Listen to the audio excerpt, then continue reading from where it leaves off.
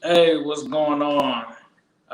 It's been a while since we've been on and done a show, but we kind of wanted to wait since me and Kaiser were going to be bumping into each other. We figured why not do a live show with us together? We're always doing them where it's all three of us split up. But since we could make this possible, we decided to do that. So we're here to talk about a whole bunch of things today. What you want to really dive into? I know we kind of talked about Black Panther too. Hmm. We've heard some news with Beyonce being talked about as a potential person to come on for Black Panther 2. We've had the release, it seems, and the announcement of the Miles Morales Spider-Man game for the PS5. And then we also talked about or heard about the Star Wars retcon. So Hmm. starting things off with Black Panther 2, Beyonce. What's your first reaction when you hear that? I was like, nah. I mean, I seen a whole bunch of posts online about it. I heard like potentially playing Storm, and they was going in on her. They were really going in on her. I don't know. I don't know if I would say that that would be the best thing. I mean, it's Beyonce, so of course, it's always welcome. But a lot of people feel like her acting chops isn't up to par. I don't know. I don't know. But it would be an interesting thing to see her in Black Panther. Yeah, I think when I first heard it, I thought that it was good, and then I kind of thought about it because it was like a whole bunch of backlash coming back, and then I kind of thought about it, and I was like, can Beyonce really play Storm like Tars just or like Kaiser just said? Like, is she the perfect fit for it? Does she have the acting chops to pull it off? Before it was Halle Berry. I think that she did a pretty decent job. I can't remember or recall the actress that did the Storm in the last one. I'm just trying to forget about that whole franchise. But to see it be Beyonce was very interesting. But it seems like she's kind of used her leverage with Disney in a sense to kind of parlay that into other projects. So we know that she's done the Lion King thing. I think she has another project lined up as well. Now she's trying to move into the MCU kind of thing. So I'm not gonna hate on it completely because we don't even know at this point if she is playing Storm or what her role is gonna be in that movie. But I do think that it adds some star power to it. But I hope that this doesn't become a thing where everybody is just trying to jump into Black Panther. Like, are we gonna get Jay-Z and Black Panther next? Like, I don't know if I'm cool with seeing Hove and Black Panther like that. But until I guess we actually see what role she's playing, then I can kind of judge it from there. But I'm with Kaiser in terms of if she's Storm, like where's the accent gonna come from? Is it gonna sound like Beyonce or is it gonna really sound like Aurora herself coming from Africa? And how are they gonna really, in a sense, work that whole storyline in? I'm cool with seeing Storm in the second one. I think we talked about that before. We definitely want to see Storm get brought in. But if this is the way that it's happening, it's gonna be pretty interesting. I know. I know a lot of people were saying they would rather see the actress from American Gods as Storm, and I kind of agree with that. Like she does a really good job, especially because she's already playing like an African themed queen, goddess anyway. So I feel like that'll be a really good choice. But we don't make those choices, so it's all up into the future to see what happens. Right, right. I agree. So, I mean, that was a big bombshell that pretty much rocked everybody in terms of what they wanted to see. Beyonce, a big name, being attached to Black Panther too. But the other crazy thing that happened was we kind of got the PS5 reveal about probably a few weeks ago from Sony. And one thing that shocked me was there's always been the question with anybody who's ever played the Spider-Man video game for PS4.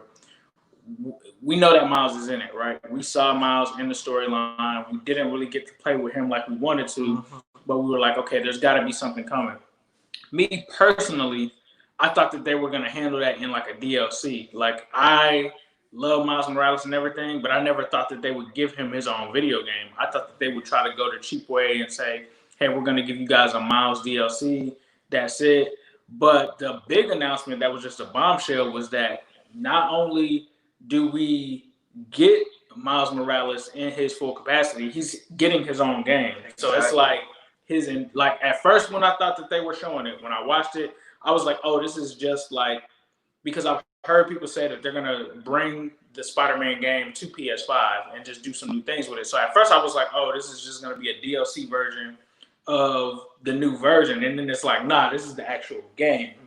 So what are your thoughts on like that aspect of Miles getting his own game? Is it like they're capitalizing off of the success of Into the Spider-Verse, or? I feel like that's a really big thing, especially when it comes to Miles, because when Miles was first introduced, it was a lot of people wasn't really like Miles Morales because he's a holdover from the Ultimate Universe.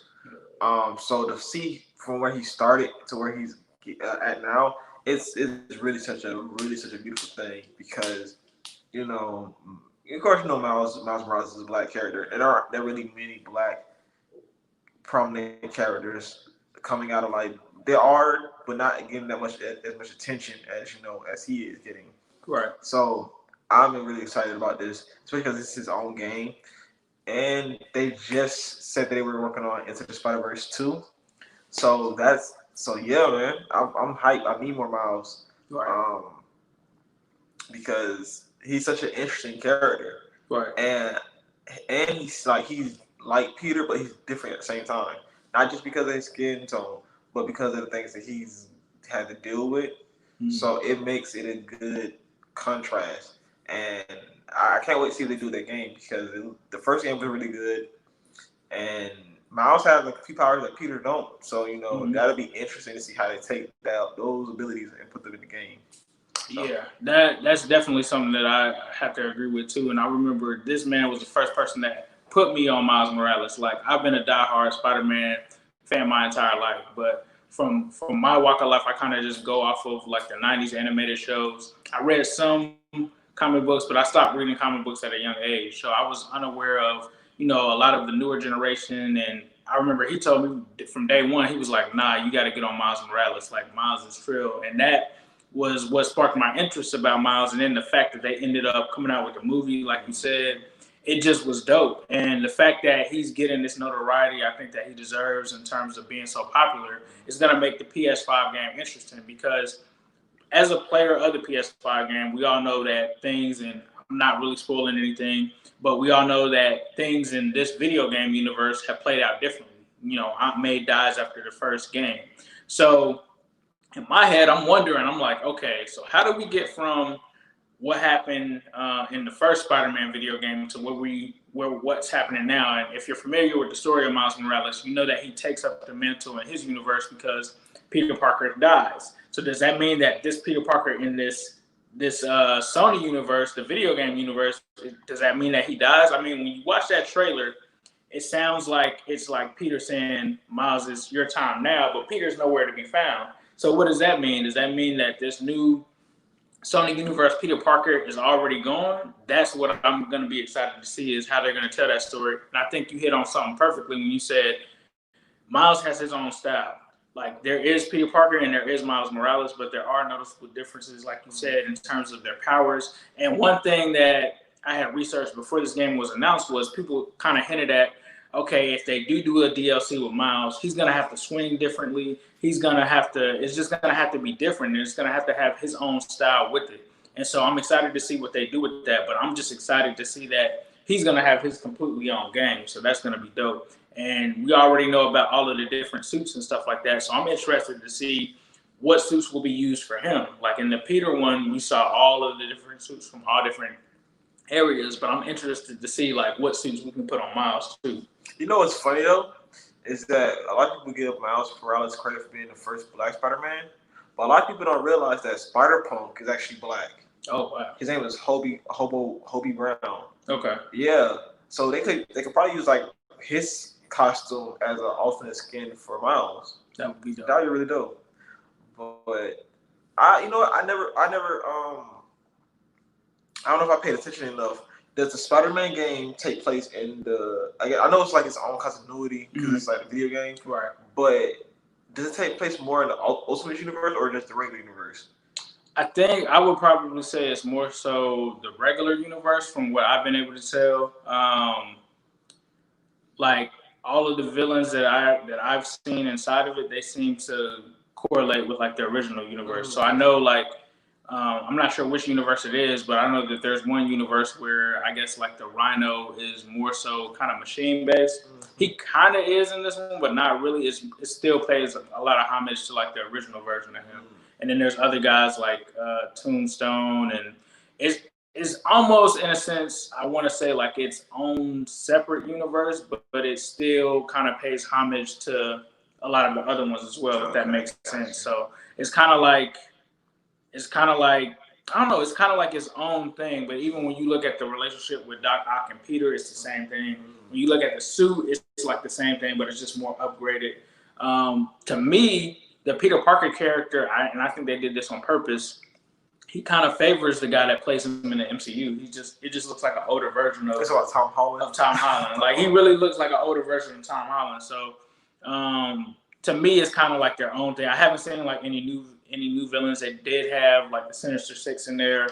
I'm not sure. Maybe you can shed light on Mr. Negative. Is he like a original storyline villain, or is he more of a newer villain? I have to see because. Like Mr. Negative, he kind of was like the main villain a little bit outside of Doc Ock. Doc Ock is really the main villain, but Mr. Negative, they like tell his whole story too. He might either be a new character or he might just be like a obscure character they brought forth and trying to push for the game.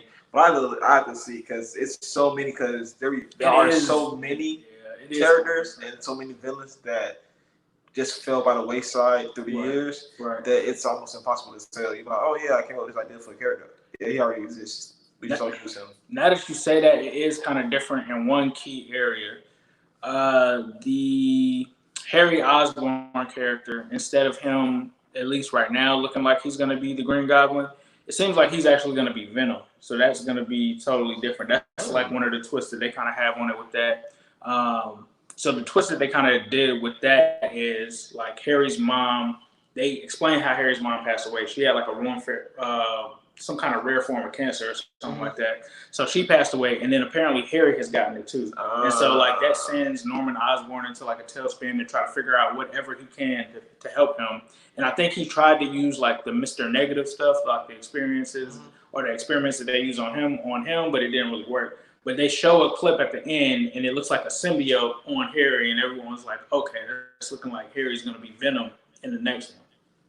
So I take a lot of inspiration from the Ultimate universe. Okay. And they're definitely, they haven't, so like out of all the suits that you can unlock, you cannot unlock the Venom suit. And they were like, they did that on purpose because they were like, that's going to be for its own story. Okay, that's, I'm going to have to play that, replay it again. Replay it. Because I missed the first go around. Yeah, nah, I actually got it on myself. I got on it pretty late. Like, it was after it had already been out, and there was like a sale and stuff on the PlayStation Store for it. So I got it. I couldn't stop playing it after that. Like, I'm still not even all the way through the game. I think I played the original game and the first DLC, but I think I have 2 DLCs left to finish. And the last one that I just played was with the Black Cat. So it was like, I kind of got left on a cliffhanger with the Black Cat because it made it seem like Hammerhead killed the Black Cat, but they didn't show. Like, he like blew up her house, but it said to be continued. So, but it's a really good game, and it's great to see them bringing Miles into that niche because, man, they already killed Miles' dad in the first one. So, yeah, it's going to be interesting for sure. But the next thing we had to talk about is the Star Wars Retcon. I'm going to let Kaiser speak on this. I'm not as fluent as you guys know in Star Wars. I had a basic knowledge, but you talked about kind of like the Retcon that they're going with. So explain for the people that may not know what the Retcon is and how you feel about it. So rumor has it that they're retconning the entire sequel series, making like it just doesn't exist and redoing everything over. I mean, I'm kind of like torn because, yeah, the sequels weren't the best thing in the world, but how do you just retcon an entire movie? It's different if it's a comic book or a show, you feel me? Right. Because, you know, comic books, there's not that really big of an audience who's seen it, all that kind of stuff.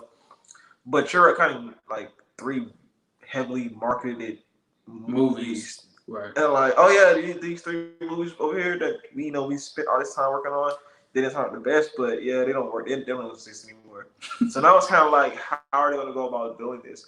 Are they going to bring, you know, Lucas back in to help kind of like do something? Because a lot of people, I think like a lot of people have a problem with Lucas because he's not the best director, but he is a really good writer. And that's the thing, because he did write up all the original movies and things like that. So it's real interesting because it's like you just finished up the last movie. Now it's like, yeah, you know what? I really regret this. We're just gonna just throw it all away and start over. Right. That's so confusing because now we're gonna have people fighting over whether Ray is this all-powerful demigod, right? And maybe a new character that we're gonna be arguing about. And then it's gonna be like, okay, which sequels do you truly think is the real sequel? You have those people who like, well, I actually like the sequels, and these are my sequels. And they're like, well, I like the newer sequels. It's just a mess. It's a mess. Yeah, I have to agree with you on that. Like, just hearing you explain it that way, the fact that we just got the movies and they just wrapped up, like that causes a lot of confusion, I think, like you said. And then there's also plans, I believe, for some of those characters from those movies to appear in The Mandalorian Season 2, which I don't really care for those characters anyway. I'm cool with just The Mandalorian existing in kind of its own thing. But apparently they want to infuse some of those characters there.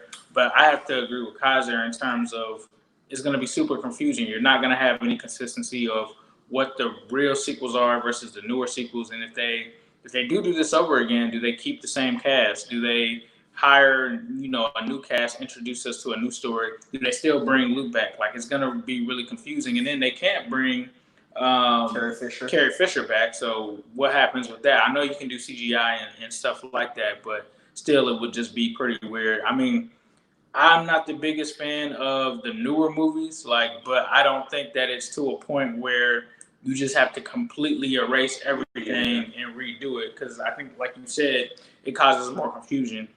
To me, I think, like Kaiser said as well, George Lucas, you have to remember, yes, he did the let's go in the chronological order, the middle three, and then he also did the first three, which everyone killed him over. Me personally, I kind of liked. I'm in the minority. I like the Revenge of the Sith, seeing Anakin turn to the dark side. Yes, there were a lot of areas that were left out, but I actually kind of like that movie. In my opinion, out of the first three that he retold, I thought that the third one was the best to me personally. That's just my opinion. I'm not speaking for anyone else. The second one I felt like was kind of slow a little bit. I wasn't too big of a fan of that one. The first one just introduces Anakin and has to lay the groundwork, so I was cool with that. But to bring in a whole new director like J.J. Abrams and have him, end up telling the rest of the story, I think that was a mistake. Even though they bought it from George Lucas, they probably should have still went with his input on it. Like, not saying that he had to completely rule the show, but like at least let him tell the story. Like, when you have the original person that started this story, you should probably have him in the story. Now, I don't know if that means that they're going to try to do that this time. If they do that this time, I think it's still going to be a disaster because, like Kaiser said, you got two versions of the truth. What's real and what's not. I think they did say something about bringing Lucas back on, but I feel like just had him write up the story. He could get up with J.J. Abrams, they could write up the story, let J.J. Direct, because he's not a bad director sometimes, but it just seems like the story just was like all over the place, and they just didn't know what they really wanted to do. Right. And with the loss of Carrie Fisher, and the fact that Harrison Ford probably don't want to come back and do anything else Star Wars related, it's gonna be interesting to see what they actually do. I mean, and Mark Hamill might come back because he might want to redeem his role. That role is Luke, but he pretty much washed his hands with after that Star Wars sequels too. So it'll be interesting because what are you guys gonna do without the three main people, and how you gonna continue it? I mean, I could think of a couple ways that they can like get around it depending on how they do it. But it's just, it's so weird. I have to tend to agree with you on that. Like, it's super weird. I think what they really should do in terms of extending some of these stories is kind of do what they're doing right now with The Mandalorian, right? Stay in that same continuity of the original storyline of the areas and the gaps that weren't fully explained, that they can kind of insert new characters in that and continue the same story. And I feel like that's probably what they should have done. We saw them have success with it with Mandalorian. Rogue One. I mean, stay in that lane. Like, there's no, like, we know how this story ends already. We might not be happy with it, and that's cool. But at the end of the day, you're not really gonna appease both sides. You're gonna have your diehard Star Wars fans that want to see it a certain way. You're gonna have your casual Star Wars fans that want to see it a certain way. You're gonna have people that aren't familiar with the comic books and the other outside things that don't make sense. So at the end of the day, I think that you're never going to satisfy everyone. Everyone's always going to have an issue with something here or there. And I think the focus should just be on telling those other stories. And if you are going to choose to extend this, then maybe you start off telling us more stories about Ray and them. I don't even know if we're going to get those or not.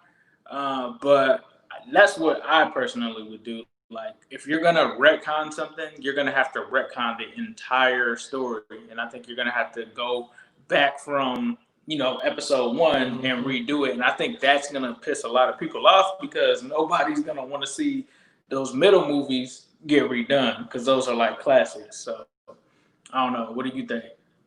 Yeah, I feel the exact same way. I feel like it's really just gonna be a confusing mess, and I feel like if they've already made the movies. Might as well let them stay. I mean, if you want to add some stuff that kind of helps make the plot more understandable, then yeah, you can like add little, filler movies that go in here and here that discuss like why certain events happen or the way certain things, whatever. But I don't know. I mean, because I'm pretty sure everybody wants to know about the Knights of Ren, even though it's like a little mini comic book series. But the Knights of Ren, you can just talk about how Palpatine actually survived. Yes, being thrown on that shaft for the last movie. Like, you guys already know how I feel about that. But yeah, I think you're right. I think we have to talk about those. I mean, I'd even love to see some things like you can even have retellings of similar stories. Like, I think about how we kind of were having a conversation yesterday about the Joker. There's 1,000 different Jokers. Why not do the same with Vader? Like, why not have a movie that centers around Darth Vader? Like, maybe after Anakin's body is split in half until what happens later.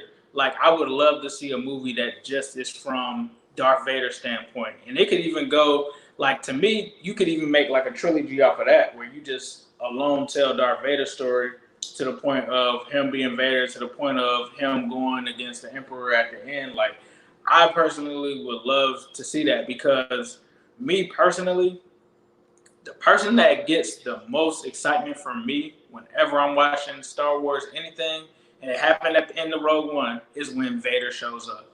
And I know, obviously, we know Vader is dead and all of that. That took a lot out of this collection of movies for me because Vader was gone. So it's just like I just look at Kylo Ren and I'm like, you're not Vader, bro. Like, you're not. Like, nah. Like, I would love to see a movie that's centered around Vader. And it doesn't have to be in this continuity. It could be something that's, not as kid friendly, could be a lot darker, similar to the Joker and stuff, like doing all kind of crazy stuff. I would be here for like a rated R Vader movie. It was not a movie, but if you really want something like that, there's actually a really good comic book series running on Vader's life, like after he betrayed the Jedi and everything, leading up to like when he first realized that Luke was his son. I would definitely check it out. It's really good. It's one of the really best Star Wars comic books out. Okay, I'm gonna have to check that out. But I would love to see that as like a movie or even a show, like especially with the updated like CGI too. Yes, especially because at the end of Rogue One. Yes, he was just like, yes, bro. When I saw, like, that's what I'm saying. Like you made a great point. Updated CGI with Vader. Like that is, bro. He went to work. I mean, he really went to work. Just stop the boat, plasma boat right in the air. Just yeah, bro. Yeah, like that was. Even though Rogue One was an amazing story, that was my favorite part of Rogue One. Was him coming down and just like killing everybody at the end. Like that was lit. So I would love to see something like that. Obviously, we would also love to see something on Darth Maul. Like I think they've talked about it possibly being in Disney Plus. Something Dark Marvel related, I think would be dope too. But like you said, just focus on these other areas instead of redoing that, because then you're gonna have people divided saying these are the three movies that should be canon, these are the three movies that should be canon, whatever. So the last thing that I want to touch on is we kind of talked about it yesterday, but Marvel has, I believe, acquired the rights to the Alien and the Predator franchises. That is crazy. And it's so, it came out of nowhere. Like, honestly, I would have thought that Warner Brothers, who owns DC, would have owned those rights, because they've actually done comics with Alien and Predator. Like, so it's so wild to see that it wasn't DC but Marvel. Mm-hmm. That is so interesting, and I feel like that's pretty cool. I feel like I wouldn't mind seeing, one of the how do you call it? I'm not even sure, but yeah. I really wouldn't mind seeing like one of the Predators in a comic book fighting against Wolverine. That'd be so cool. That'd be so dope. I was thinking, so like a lot of people talked about when Disney bought both Marvel and Star Wars, people were saying like, why not in the Guardians of the Galaxy movie? Why wouldn't it be like, even if it was just like a pass through or something minor, like wouldn't it be dope to see them like reference or bump into somebody from Star Wars, like somebody that just crossed over in both, so you could be like, maybe these are part of the same universe. That would be pretty dope, and I think you could do it more. It's not gonna happen. I'm just saying it would be dope. Like if you were in the Guardians of the Galaxy, they went to another planet and it's like predators on that planet, like, and they're just like trying to stay away from them. Where you see Star-Lord shooting it out with like a predator or something like that, or they go to another place and one of the aliens are there or something like that. But you know what's funny? Did you know that Star Wars and Indiana Jones is in the same universe? No, I did not. That's pretty dope though. Star Wars actually takes place in the past of Indiana Jones. That would be, that's pretty dope. That's pretty dope. But but that would be really cool to see like Star-Lord going against a predator, or like let's say like them going through a planet and some Star-Lord finding a lightsaber and just like, what is this? Or they can be like Thor, like push this feeble weapon. Right, that's all you have to do. Like, that's all you have to do. That is all you have to do. But that would be a clutch. I'm pretty sure they probably would do nothing that like brazen. They probably like sneak the in, just a little. You really gotta look for it, like a little Easter egg or something. Like you said, like a lightsaber just in the background somewhere, and just toss it or something. Like that would be, that would be pretty dope. But the one thing I will say is, in terms of the Alien and Predator franchise, I was always cool with them facing off against each other. But it seems like, to me, the recent history of their movies, they haven't been really, really good in a sense. And they've tried to do reboots and stuff. Like we just talked about Prometheus, them coming out with Alien Covenant. It's kind of like they're trying to fill in some gaps and rearrange some areas. Those were actually pretty good. That last Predator movie, with like they said the predators were like had human DNA and some other kind of stuff. That was hot garbage. Right. Right. I think like you said, the Prometheus ones, because Prometheus were good. Yeah, the Prometheus ones were pretty good. Even though they had like a really confusing like origin story behind like, everything, whatever. Mm-hmm. And we still don't know if that robot killed. Well, I think it's been confirmed, but now he did kill a girl. Mm-hmm. But it's like that last Predator movie was just terrible. I wish they would have just picked up from where they left off from the one by Adrian Brony. And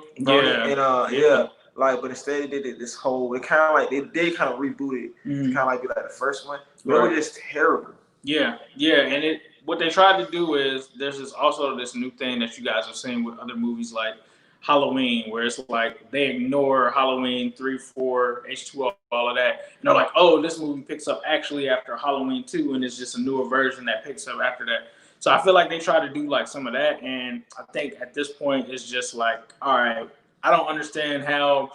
I like Prometheus and all of that. I don't understand how these connect to, let's just say, Alien versus Predator, that first movie. Like, is this in the same universe or any of that? And I think because they lack that continuity, no one's familiar with which storylines they're picking up from.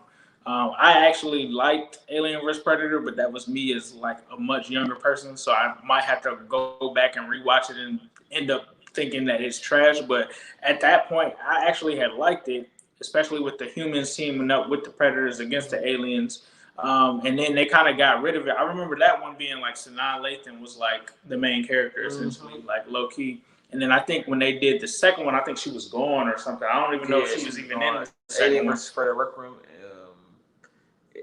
What happened to that one? The alien that had defeated the Predators. The Predator that had defeated aliens at the end ended up having a facehugger inside of him. Mm. So on the way back to where they were from, it ended up busting out his chest and ended up crashing in the town. Mm-hmm. And then of course shenanigans ensued. They Right. had to nuke the town. I don't know, man. I hate the reboot. The reboot was so crazy. Not even talking about how bad it was. Right. The fact that like the way that Aliens and Predator Requiem ended, set up for a whole bunch of other stuff. Right. Like that's why it was kind of like disappointing that they decided to go ahead and reboot everything. And reboot it because at the end of Alien vs. Predator Requiem, it was like this shadowy organization who like they knew about predators and aliens all along. And they didn't want the public to know about it. Right. But that was a better story. Yeah, come on, man, like. Yeah. And then in the one with Salanaco, the dude, the old dude, he was like the inventor, or he was like founder of the company that was used in the original Predator, Alien series, like with the big corporation that they had. Right. He was the founder. Oh, that's what I'm saying. Like it all went together in a way, but then like they rebooted it and just like. Yeah. So hopefully now, not to say that Marvel is just going to do a better job, but the fact that they have better directors and better relationships with people that they work with, it would be interesting to see if they could breathe life back into that franchise, because I believe that franchise has potential. Like I've never been like I don't want to see another Alien vs. Predator movie. I think it's just I don't want to see another Alien and Predator garbage movie. And I think, like you said, they definitely had some that show promise. Like we talk about Prometheus, and we talk about the Alien Covenant movies, and we talk about Alien vs. Predator.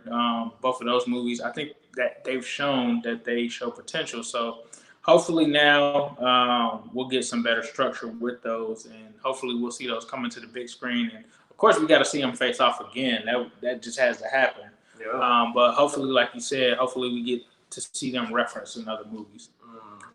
So that is going to wrap our show. I hope you guys enjoyed seeing this in person. Hopefully we get to do this more often.